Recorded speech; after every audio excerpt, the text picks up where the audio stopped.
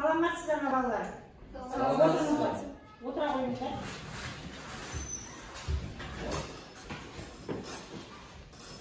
Сонымен оқушылар өтілген тақырыбымызды сұрақ жауап арқылы қайталап алайық. Бірінші сұрақ: нүктеден жазықтыққа дейінгі қашықтық дегеніміз не? Нүктеден жазықтыққа дейінгі арақашықтық дегеніміз ол нүктеден жазықтыққа дейінгі перпендикулярның ұзындығына тең болады. Отыра ғой, жақсы. Параллель зумный жазықтықтың арақашықтығы дегеніміз не?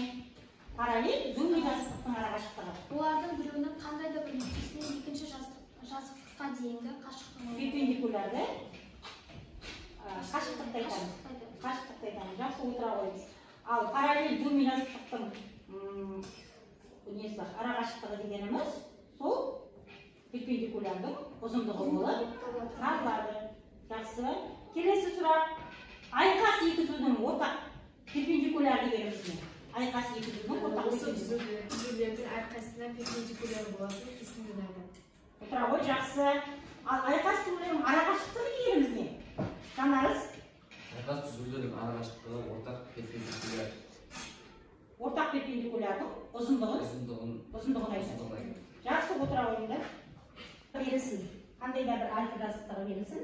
Және бұл жазықтықта жатпайтын бір А нүктесін алайық. А нүктесін алайық. Осы А нүктесі арқылы өтетін А жүгін жүргізейік.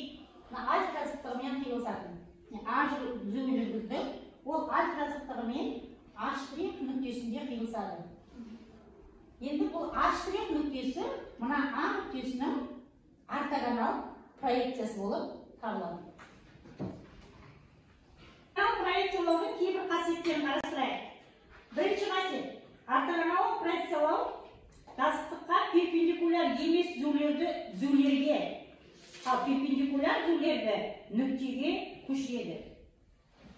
Екінші қасиеті: ортогонал проекциялау жазықтыққа перпендикуляр емес түзулде жататын кесінділердің қатынасын сақтайды. Дербес жағдайда кесіндінің ортасы осы кесіндінің проекциясының ортасына проекцияланады. Бүгінгі өтетін тақырыбымыз кеңістіктегі арақашықтықтар. Оқу мақсатымыз үш перпендикуляр туралы теореманы білу және оны есептеп шығаруда қолдану. Үш перпендикуляр туралы теореманың видеосын тыңдайық.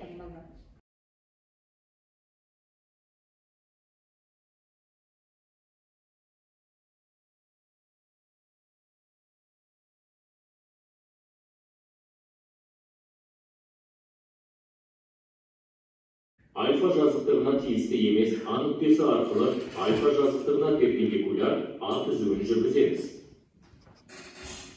H кесіндісі А нүктесімен альфа жазықтығына жүргізілген перпендикуляр деп аталады. H нүктесі перпендикулярдың негізі. M нүктесі альфа жазықтығының H-тан өзге бір нүктесі болсын. AM кесіндісі альфа жазықтығына түсірілген көлбеу, M нүктесі көлбеуінің негізі. HM кесіндісі AM көлбеуінің альфа жазықтығындағы проекциясы деп аталады.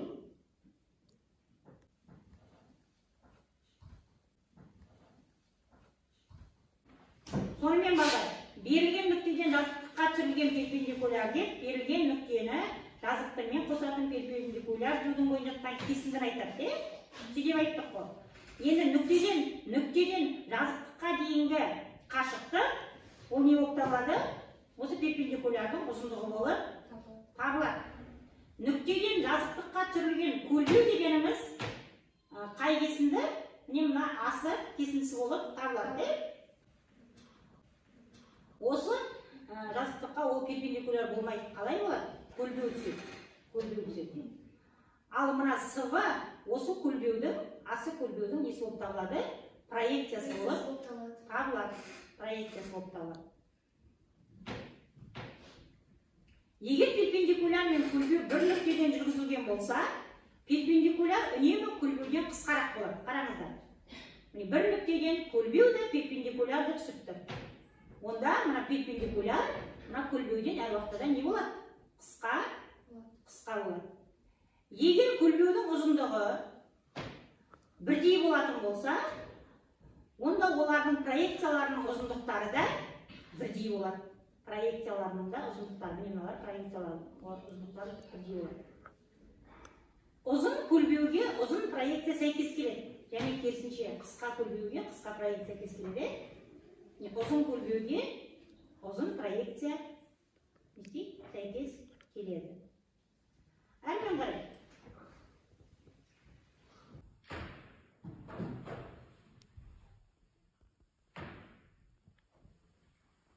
Түзу берілген жазықтыққа жүргізілген көлбеудің проекциясына перпендикуляр болған жағдайда ғана көлбеуге де перпендикуляр болады. Үш перпендикуляр дегеніміз осы болды. Көлбеудің проекциясына жазықтықтағы жатқан мына М түзуі жазықтықта жатқан көлбеудің мына проекциясына перпендикуляр. Онда ол көлбеудің өзіне де не болады? Перпендикуляр болып табылады. Кері теоремада да былай деген.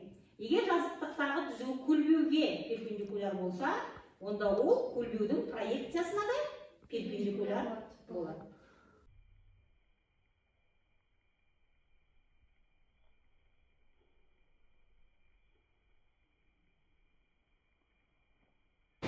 Үш перпендикуляр дегеніміз міне көлбеуге перпендикуляр болып тұр. Және көлбеудің проекциясына перпендикуляр болып тұр. Және де мына перпендикуляр жазықтыққа түсірілген перпендикулярға да мына жазықтыққа жатқан түзу перпендикуляр болады. Сонда үш перпендикуляр дегеніміз осы болып тұр. Енді балдар жаттығулар орындайық. Бірінші жаттығу. А түзуі АВС жазықтығына перпендикуляр. АСВ тең қабырғалы үшбұрыш берілген. АВ тең 2/3, М-ді 4-ке тең, М-сіні тақ дейді. Қане есептейік? Жауабында 5 шығады. Себебі жаңағы биіктікті есептейтін формула бойынша табанды көбейтеміз түбірасында 3-ке және оның барлық 3-ке бөлген кезде ең соңында түбірасында 25 шығады, одан 5 шығады. Жақсы.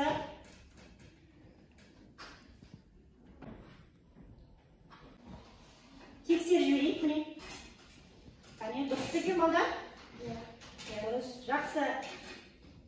Келесі, екінші жаттығуды қарайық. АВС квадраттың А төбесіне оның жазықтығына қатысты АК перпендикуляр тұрғызылған. ВС қабырғасының КВ-ға перпендикуляр екендігін дәлелдейді. Дәлелдеу үшін, қараңыздар, АК нараны ашамын. Қандай белгіні қолданамыз? Перпендикуляр асылды шарты бойынша КВ көлбеу, АВ АВС жазықтығына түсірілген КВ-ның проекциясы. Дұрыс па? Әрмен қарай, ВС перпендикуляр болады, дұрыс, АВ квадратының келесі қабырғасы ретінде. Ал келесі ВС КВ-ға қалай болады? Перпендикуляр болады ма, болмай ма? Қарайық. Перпендикуляр болады. Себебі ол 3 перпендикуляр туралы теорема бойынша.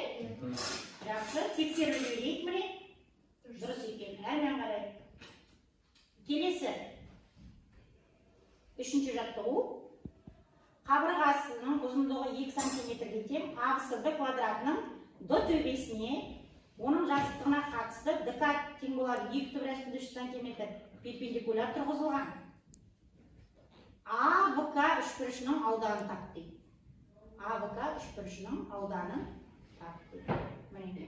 Квадрат болғандықтан қабырғалар 2 см-ге тең болады. ДК АВС-ға перпендикуляр болғандықтан перпендикуляр әрі ДК 2/3 см-ге тең. Енді осы арада сен АВК-ның ауданы табатын болсаң, АВК-ның ауданы тағы да Пифагор теоремасы қолданылады. Нешеге тең болады? 4-ке тең болады. Сонымен АВК ауданы 4-ке тең екен. Жақсы балдар. Сонымен балдар, бүгінгі өткен тақырып бойынша сұрақтарыңыз бар ма? Жоқ. Үйге тапсырмалайық. Үйге тапсырма 15-те 3 және 15-те 6 есепті ізден шығарып келейік.